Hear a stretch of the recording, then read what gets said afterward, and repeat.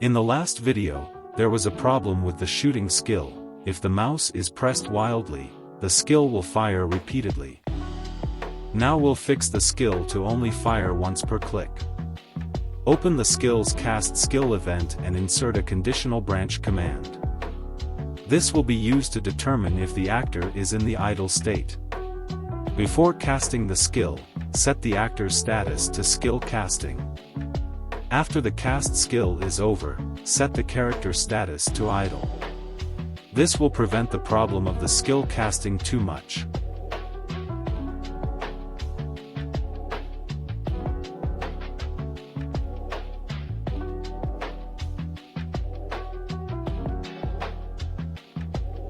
Temporary actor states, such as idle, can be set in project settings.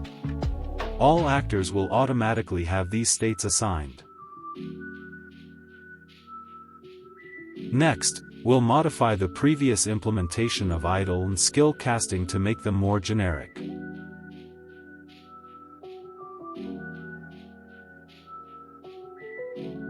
If the actor's status is not idle, the event will stop right there.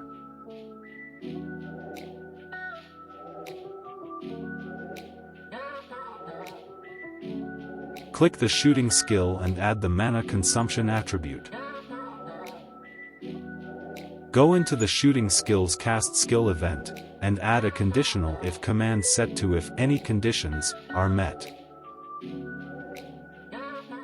The condition should be, if the actor's MP is less than MP cost attribute, will prevent the skill from being used.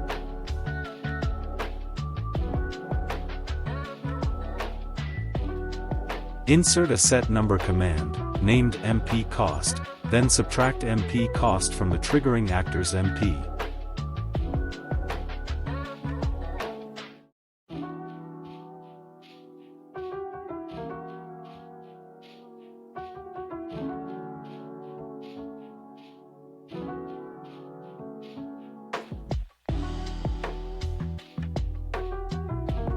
Now we can see that the MP bar in the HUD didn't change, and that's because we didn't set up the MP attribute for the actor yet. So open the actor file, and add the MP and max MP attributes. Done. Now the MP bar works, and the actor can't use skills without having enough MP. Open the shooting skill and add the cooldown time attribute. With this attribute, when the skill is used, it won't be usable again until the cooldown is finished. Now we'll insert a set skill command, select the shooting skill, click into the cooldown time field, then to its left to toggle from using a number to setting a variable, select key, type is skill attribute, then last key is CD. Now, shooting skills have a 1-second cooldown. Checking MP consumption and setting cooldowns are very common functions for game development. So now we'll cut and paste them into their own event files. These two can work together as a single event file. If we call this event in our cast skill event, the effect will be the same.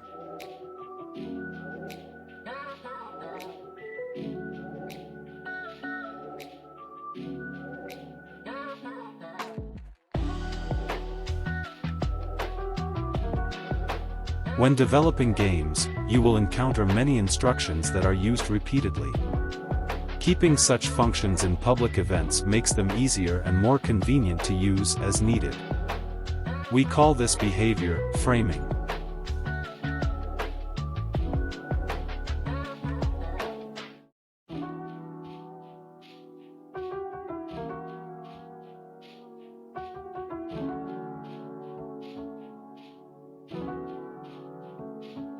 Okay, now let's get to the actual topic of today's video, skills and particles. Create a new particle file and make a new layer for it.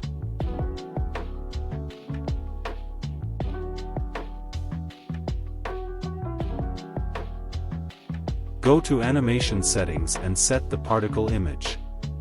Set the color mode to random and set the minimum and maximum sizes for scaling to 0.1. Setting the parameters on the right side menu will begin showing the particle effects.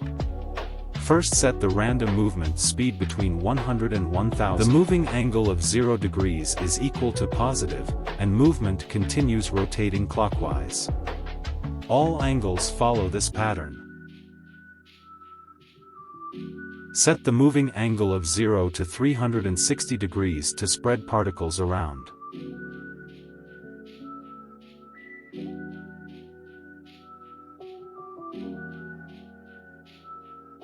When the acceleration angle is different than the movement angle, the motion will curve.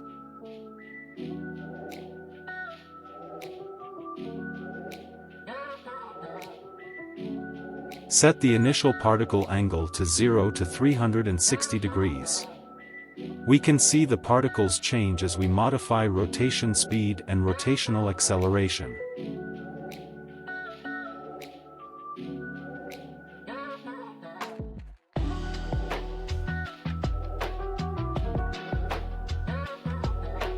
Now reset all values back to 0.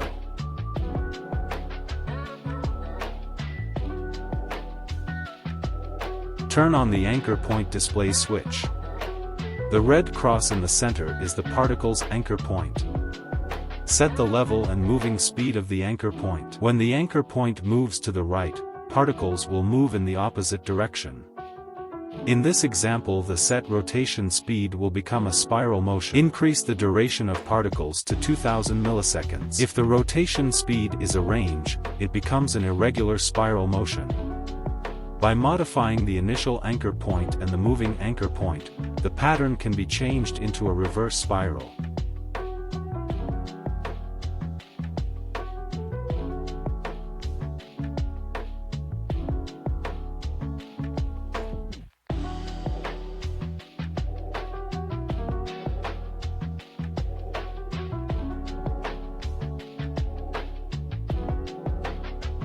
Test the horizontal motion. First, set an upward initial velocity for the example. Now set the horizontal rotation radius and set the rotational angular velocity.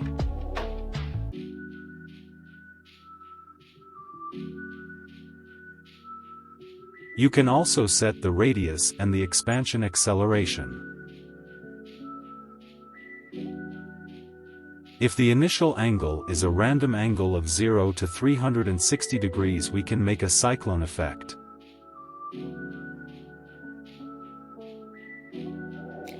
Now reset the parameters and set the particle scaling speed. All speed attributes are variations per second.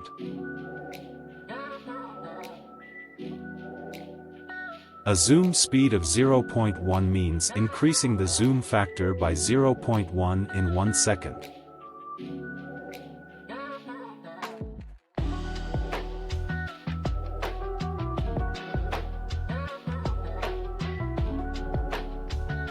Select a rectangular emission area and turn on the wireframe display switch. Set the size of the emission area. By setting the launch area, you can make particles like the example, or for setting up a sea of fire. If the emission area is selected as the edge of the screen, it can be used to make weather effects. In this case, the initial position of the particles is related to the moving direction. If the initial moving angle of the particle is to the right, it will emit from the left. If you make snowflakes or petals fall, you can add a random range of anchor points and rotations. It can also be used to make the special effects for skills. Setting the emission interval to 0 allows all particles to emit at the same time. Particles set to screen edge won't persist off screen. If the number of launches is set, no new particles will be generated after use.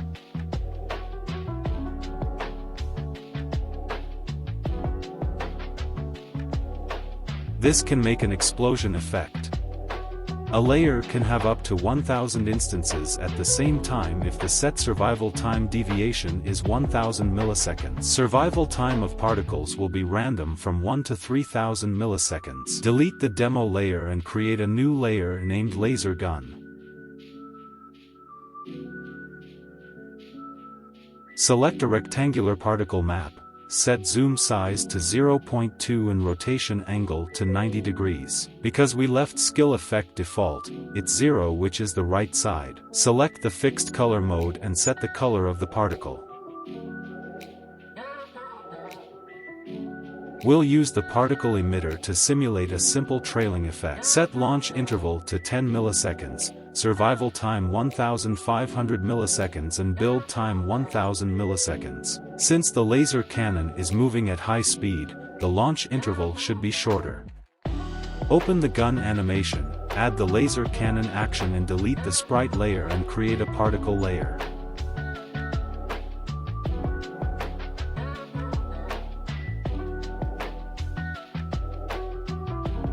Select the particle file we just made and press the space bar to preview the effect.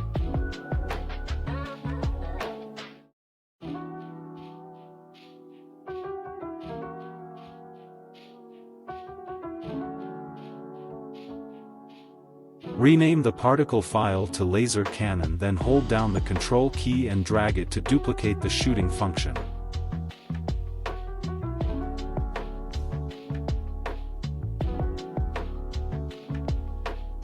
Duplicate the bullet trigger file, and change its name to.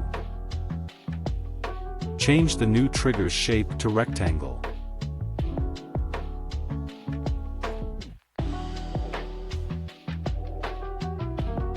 Moving speed is 64, which is faster every second. Change the action to laser cannon and modify the cast skill event.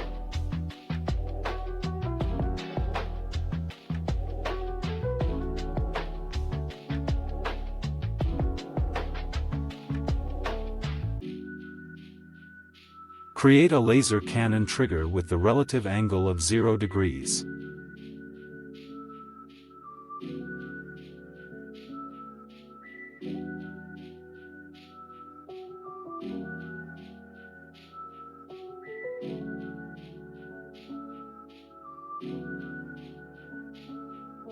Open the actor file and set the shortcut key E to use laser cannon firing skills.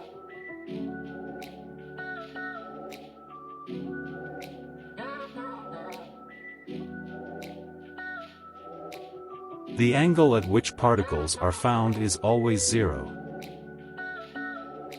Select the laser cannon particle layer to set the angle to inherit the animation frame, so the angle of the particle will be changed by the animation.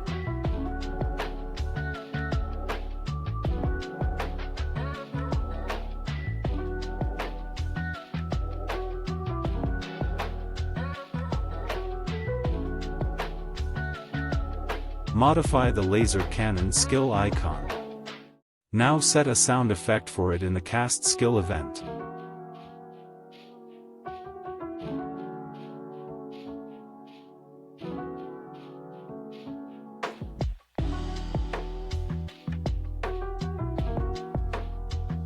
So this is finished.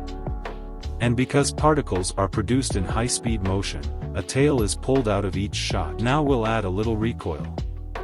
Insert a translate actor command. Set relative angle to 180 degrees, which is the opposite of the actor's facing. The moving distance is 4 blocks, and duration 300 milliseconds.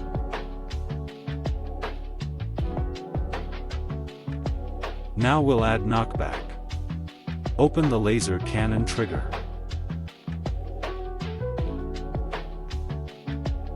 Insert a set number command, set expression to math, relative angle, start position trigger, end position leave as is.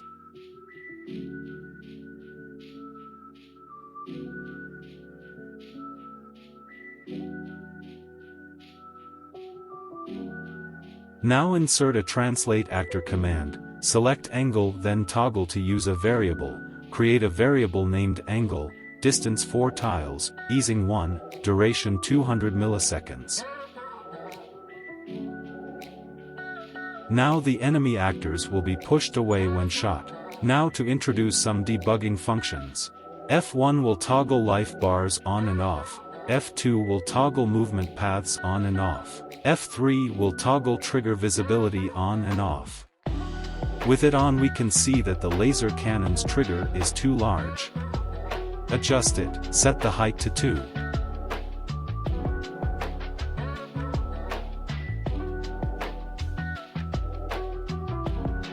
Open Window, Object Attribute, and create an Attack Range attribute in the Skill Properties folder.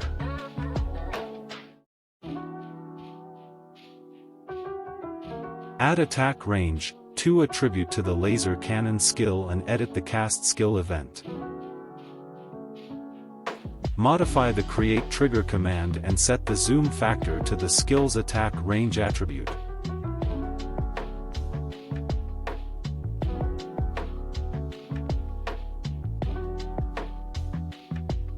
The doubled range might not be obvious, so try adjusting to 4 times to see a difference. If you want to make something similar to Vampire Survivors, you can put the attack range on the player-actor object so all skills can be shared. Open the shooting skill to delete the mana cost and cooldown attributes. Edit the Create Trigger command and set the overall speed to the attack speed attribute of the actor.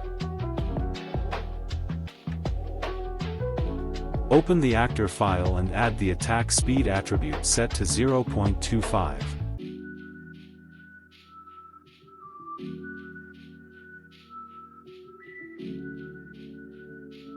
Now change the attack speed to 4 times, or 1.0.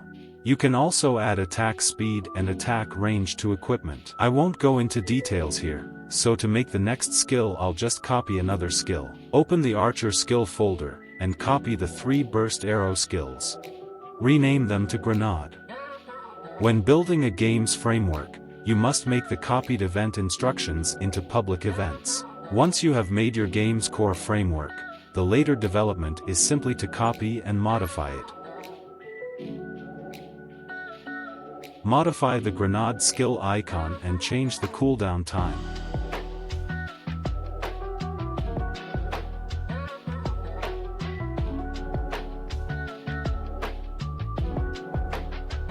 In the Grenade skill, modify the Create Trigger command to use the Grenade trigger.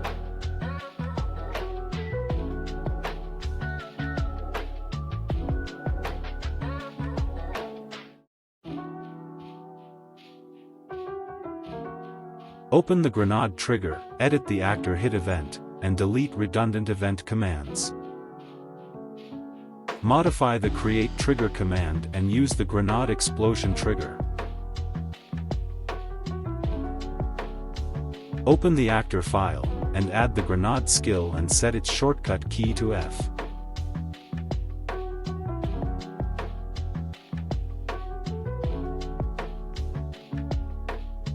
Open the Grenade skill's cast skill event and delete redundant event commands. Insert a play audio command.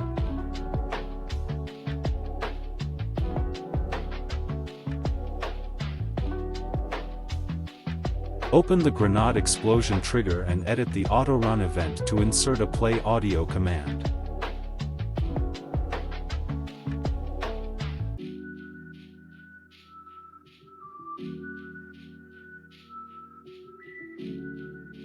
We see that the grenade hit the target without damage pop-ups. This is because the actor doesn't have the proper attributes to calculate the skill's damage.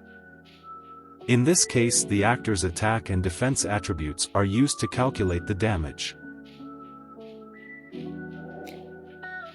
Now let's add them to her.